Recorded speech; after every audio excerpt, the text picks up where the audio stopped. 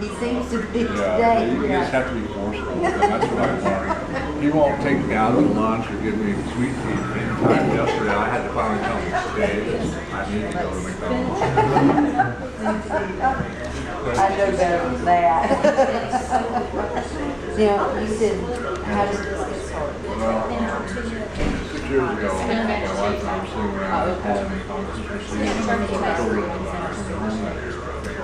I told my wife, I said, you know, I remember what it was like being in Vietnam, being away during the holidays. I said, now I'm going to go out, somebody will come along, we'll stand on the street corner and remind folks not everybody was home on Christmas. So I did that, and I had a little sign there that said, standing here today in respect of those who are sick. And so I did that immediately because then I had newspapers and television stations come out and cover it. And a lot of different entities were inviting me to join street festivals, gun shows, county fairs, and I would stand there for events. And as I did more, I started adding to my display of things like flags. Then I built Still on your side. Still side. We won't leave it around. We don't know. Boots, rifle, and helmet. And I built on full scale using real rifle, bayonet, helmet, from the Vietnam era. And then people started donating money. And about the same time, within a couple of weeks, we had a young Marine in our hometown home, and he had been hit by an IED in Afghanistan and lost both legs at the hip. So he had just gotten home for the first time a couple weeks after I started this thing, and I thought, well, that's what I can do with this money. I can donate it to programs that support our religion and disabled. And so I created a program called Standing for the Fallen, and I did that for 3 years.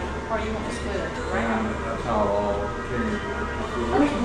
And then a year ago, last June, another young man came home. And when he came home, he had served 4 years in the Marine Corps. He had done 1 tour in Afghanistan. He separated on 3 June, arrived home on 4 June, and we buried him on 30 June. And he had taken his own life.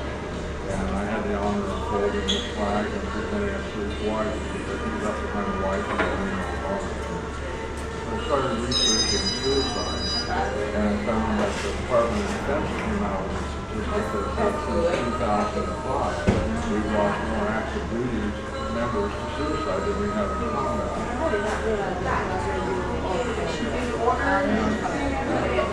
And that itself is troubling, and then there's the number of it. And the number that bothers me is that we've lost almost 7,000 young men in combat. And so that means we've lost almost 7,000. That's part of our way walk. And then they don't even count the ones that are separated from You're just randomly inside. Yeah. So, anyways, how many more I think you want to call on? Anyway, when that happened, I started looking at Montana about half the nation did suicide. But I felt it was more of a nationwide event. Montana. I decided to go for a stroll.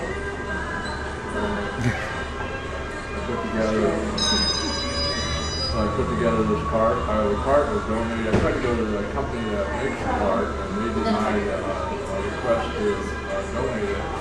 So I found the sporting goods company, just like Champs, that was selling the same car I wanted. And I thought it was just meant to be because I'm 62 years old. And I went in and talked to the marketing person, and all I had was a little business card. And I said, I'm Chuck Lewis, and I walked across the country, and would you be willing to donate this cart? I did. The cart retails for $1,100, and the retail for $800. And which I thought would be a little more for it. It gave such an expensive item on a whim to an old fashioned. And that's where I saw it. So anyway, they did, and that's everything else just fell into place after that. You got all the good stuff. from here, you're going to go. We're north and we got about 200 miles, and then Vietnam and Washington D.C. and that's where I'll finish.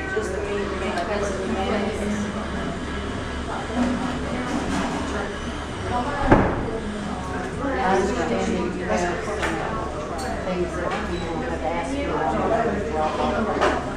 And pins and coins and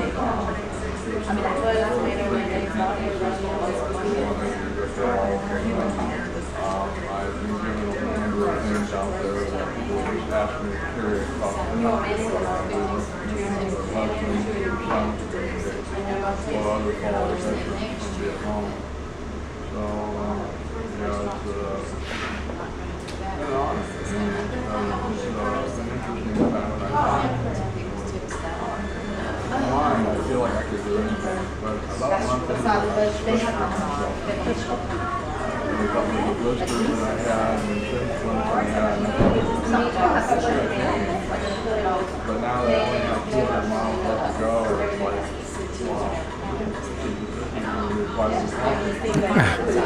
That's right. That's right.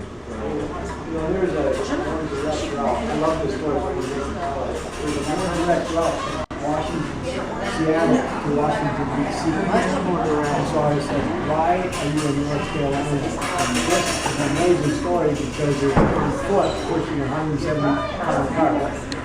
Ask me why he's in North Carolina.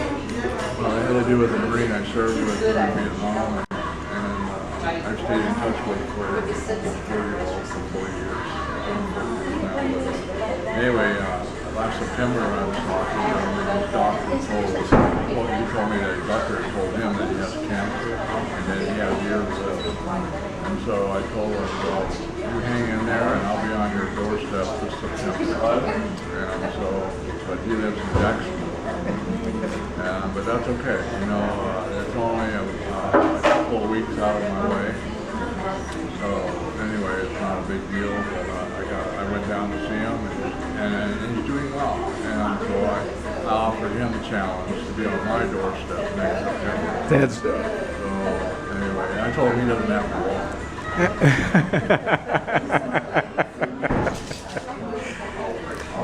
And how about the story about the young man who, I don't know how far he walked, but he put in 4,000 flags? And then the other two people that met up with you? There was a soldier that was one of the ones that inspired me to do this walk. And he actually ran across the country 4 years ago. And he placed a small flag, 4 inch by 6 inch flag. And below it was a banner with the name, rank, branch of service, date of death, and hometown of each person that had died. And so he wrote out the flag he ran from the West Coast to the East Coast, placing a flag every mile. And then last fall, he ran from the Canadian border in Minnesota down to Louisiana, doing the same thing, placing a flag every mile for each of our warriors that died in Afghanistan. And his motto was, one life, one flag, 1 mile. And anyway, I had the pleasure of meeting him on his first run, and we put him up for the night and fed him, and then took him back down and dropped him off again. But there was some other stuff I can let that go for now. But runners have a unique style. I've run most of my life, and when I see a runner coming over running, I can usually pick out who that runner is if I know him. And I was in the middle of nowhere in Idaho, and I was 15 miles from the nearest town, out in the wilderness. I look at the road, and here's this runner running up to me, and I thought, and it was. And he come running up to me, he says, I saw your track, and I thought I'd come out here and walk with you. So he did, and we were walking along and comparing notes as far as how he was running, how my walk was going. And then a truck pulls up with her husband and wife, and the husband says, he asked me if I had a minute. I said, sure. And he said, my son died in Afghanistan last August, and I have 1 decal, and I was wondering if I could put it on your report. And I said, sure. And it was